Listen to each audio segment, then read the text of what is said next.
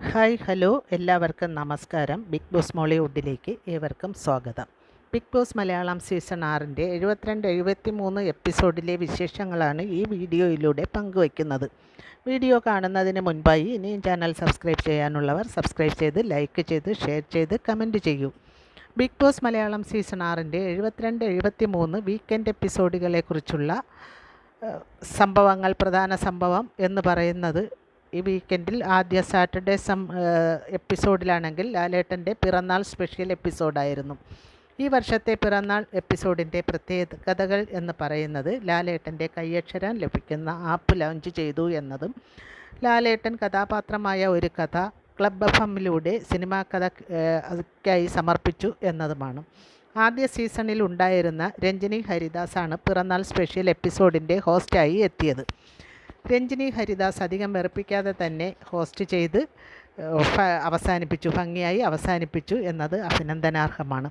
Vijay Yesudas special ഗസ്റ്റായി എത്തുകയും ലാലേട്ടൻ്റെ പിറന്നാൾ ആശംസകൾ നൽകുകയും ലാലേട്ടന് വേണ്ടി സ്റ്റേജിൽ ഗാനം ആലപിക്കുകയും ചെയ്തത് കൂടാതെ ബിഗ് ബോസ് വീടിനകത്ത് കയറിയും ഗാനം ആലപിച്ചു. വളരെ നല്ലൊരു ഗാനസദ്യ തന്നെയായിരുന്നു വിജയ് യേശുദാസിൻ്റെ ആ പ്രകടനം. മോഹൻലാലിൻ്റെ സിനിമകളിലെ ഗാനങ്ങൾ കോർത്തിണക്കിയാണ് സ്റ്റേജിൽ ഗാനം അവതരിപ്പിച്ചത്. വീടിനകത്തും ലാലേട്ടൻ്റെ ഹിസ്ക എന്ന അബ്ദുള്ളയിലെ ഒരു സോങ്ങാണ് തുബഡി മാഷ അള്ള പ്യാഹെ അബ്ദുള്ള എന്നുള്ള സോങ് വളരെ മനോഹരമായി തന്നെ ആലപിക്കുകയുണ്ടായി. മോഹൻലാൽ സിനിമകളിലെ ഗാനങ്ങൾക്ക് അകമ്പടിയായി കണ്ടസ്റ്റൻസ് അവതരിപ്പിച്ച നൃത്തങ്ങളും വളരെ രസകരമായിരുന്നു. വളരെ കുറഞ്ഞ സമയം കൊണ്ട് നൃത്തം പഠിച്ചിട്ടില്ലാത്ത കണ്ടസ്റ്റൻസ് അവതരിപ്പിച്ച നൃത്തം വളരെ നന്നായിരുന്നു. ഇത്ര പെട്ടെന്നൊരു നൃത്തമൊക്കെ പഠിച്ചെടുക്കുക എന്ന് പറഞ്ഞാൽ അത്ര എളുപ്പമുള്ള കാര്യമല്ല. എങ്കിലും കാഴ്ചയ്ക്ക് ബോറില്ലാതെ തന്നെ വളരെ മനോഹരമായി എല്ലാ പേരും നൃത്തം അവതരിപ്പിച്ചു. അർജുൻ ശ്രീതു ഒരു കോംബോ ആയി അവതരിപ്പിച്ചു. അടുത്ത് നോറ അഭിഷേക് ഒരു കോംബോ, ജിൻഡോ അപ്സരയോടും നന്ദനയോടും ഒപ്പം നൃത്തത്തിന് ചുവട് വെച്ചു. എടുത്തു പറയേണ്ടത് എന്ന് പറയുന്നത് സിജോ ജാസ്മിൻ കോംബോ അവതരിപ്പിച്ച ഊട്ടിപ്പട്ടണം എന്നുള്ള കിലുക്കത്തിലെ ലാലേട്ടൻ്റെ സോങ്ങാണ്. വളരെ നന്നായി, സിജോ വളരെ നന്നായി ഡെഡിക്കേഷനോടുകൂടി ഡാൻസ് കളിച്ചു. വളരെ മനോഹരമായിരുന്നു അവരുടെ കോംബോ. ഇന്ന് കളിച്ച കോംബോകളിൽ ഏറ്റവും മനോഹരമായ നൃത്തം കളിച്ചത് സിജോ ആണെന്ന് പറയാം.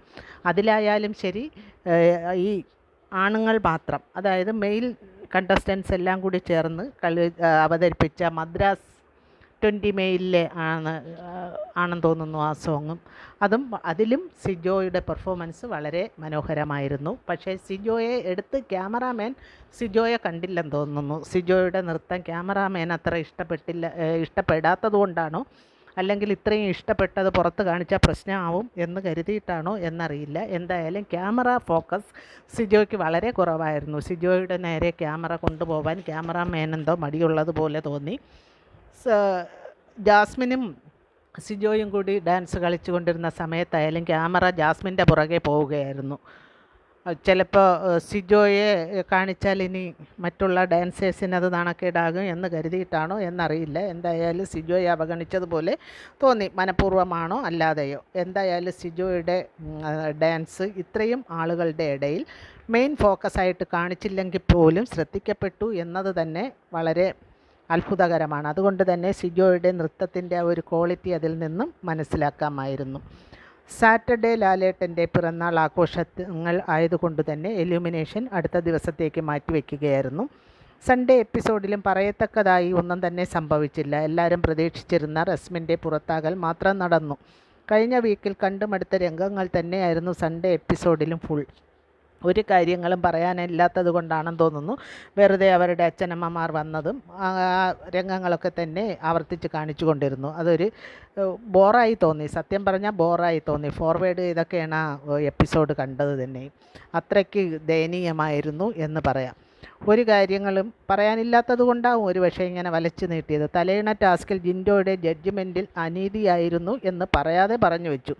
തെറ്റുകൾ കറക്റ്റായി ചൂണ്ടിക്കാണിക്കുന്നില്ല, എന്നാൽ ആവശ്യമില്ലാത്ത ചെറിയ കാര്യങ്ങളെ ചിലപ്പോൾ കൂടുതലും പ്രൊജക്റ്റ് ചെയ്യുകയും ചെയ്യുന്നു. ജിൻഡോ ചെയ്തത് ശരിയല്ല എന്ന് എടുത്ത് പറയാമായിരുന്നു. അങ്ങനെയാണെങ്കിൽ ഇനിയെങ്കിലും അത് ആവർത്തിക്കാതെ പോയേനെ. ഒരു പക്ഷേ കണ്ടസ്റ്റൻസിനെ മിസ്ലീഡ് ചെയ്യാൻ വേണ്ടിയാവും. എന്തായാലും തെറ്റൊന്നും ജിൻഡോ ചെയ്തത് ശരിയാണോ തെറ്റാണോ എന്ന് ജിൻഡോയ്ക്ക് ഇപ്പോഴെങ്കിലും, ജിൻഡോയ്ക്ക് നേരത്തെ അറിയാം ജിൻഡോ ചെയ്തത് തെറ്റാണെന്ന്, അതുകൊണ്ട് തന്നെ എടുത്ത് പറഞ്ഞിട്ടില്ല. എങ്കിലും അതൊന്ന് സൂചിപ്പിച്ചു പോയി. നോറയുടെ നീണ്ട പ്രസംഗം ടെലികാസ്റ്റ് ചെയ്യാൻ ബിഗ് ബോസ് മറന്നില്ല എന്നതും ശ്രദ്ധേയമാണ്. ആരുടെയെങ്കിലും മോട്ടിവേഷൻ കിട്ടിയിട്ട് വേണം ഗബ്രിയുടെ ഫോട്ടോ എടുത്ത് കളയാനെന്ന് തീരുമാനിച്ച പോലെയായിരുന്നു ജാസ്മിൻ്റെ പ്രവൃത്തിയും സംസാരവും. സൺഡേ എപ്പിസോഡ് അങ്ങനെ വല്ലവിധവും കൊണ്ടുപോയി തീർത്തു എന്ന് വേണം പറയാൻ. പ്രധാനമായും നടന്നത് റസ്മിൻ്റെ എലിമിനേഷൻ തന്നെയാണ്. ഒരു ഗെയിമിലൂടെയാണ് എലിമിനേഷൻ നടന്നത്. വലിയ നാടകീയ മുഹൂർത്തങ്ങളൊന്നും സംഭവിച്ചില്ല റസ്മിൻ്റെ പുറത്താകലിൽ. ജാസ്മിനും വളരെ കാര്യമായ മാറ്റങ്ങളൊന്നും ഉണ്ടായില്ല. നോറ കരയുന്നുണ്ടായിരുന്നു. അപ്സര എന്തിനാണാവോ കരഞ്ഞത്? ഒരു പക്ഷേ എലിമിനേഷനിൽ നിന്നും രക്ഷപ്പെട്ട് സന്തോഷം കൊണ്ടാവാം.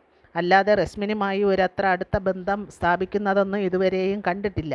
അതുകൊണ്ട് തന്നെ അപ്സരയുടെ കരച്ചിൽ എന്തിനാണെന്ന് മനസ്സിലാകുന്നില്ല. അങ്ങനെ റസ്മിൻ ടാറ്റ ബൈ ബൈ പറഞ്ഞു പോയി. പോകുന്ന സമയത്ത് എല്ലാവരുടെയും ചെവിയിൽ എന്തൊക്കെയോ പറയുന്നുണ്ടായിരുന്നു. സിജോയോട് എല്ലാം ഗെയിമാണെന്നും ജിൻഡോയോട് മാപ്പുമൊക്കെ പറയുന്നുണ്ടായിരുന്നു റസ്മിൻ. കുറേ വെറുപ്പിച്ചു എങ്കിലും റസ്മിൻ്റെ പുറത്താകൽ നന്നായിരുന്നു എന്ന് പറ്റുള്ളൂ. റസ്മിൻ്റെ പുറത്തെ ജീവിതത്തിന് ആശംസകൾ നേരുന്നു. ലാലേട്ടനുമായി സംസാരിച്ച് ലാലേട്ടനെ നേരിട്ട് ബർത്ത്ഡേ വിഷസ് പറയാൻ സാധിച്ചതിൻ്റെ സന്തോഷവും പങ്കുവച്ച് റസ്മിൻ ബിഗ് ബോസ് ഹൗസിനോട് വിട പറഞ്ഞു. ഈ വീഡിയോ ഇവിടെ അവസാനിപ്പിച്ച് ഞാനും വിട പറയുന്നു. മറ്റൊരു വീഡിയോയുമായി വീണ്ടും കാണാം. ഇനി വരുന്ന വീഡിയോകളുടെ നോട്ടിഫിക്കേഷൻ നിങ്ങൾക്ക് ലഭിക്കുന്നതിന് വേണ്ടി ഈ ചാനൽ സബ്സ്ക്രൈബ് ചെയ്ത് ലൈക്ക് ചെയ്ത് ഷെയർ ചെയ്ത് കമൻറ്റ് ചെയ്യാൻ മറക്കരുത്. നന്ദി, നമസ്കാരം.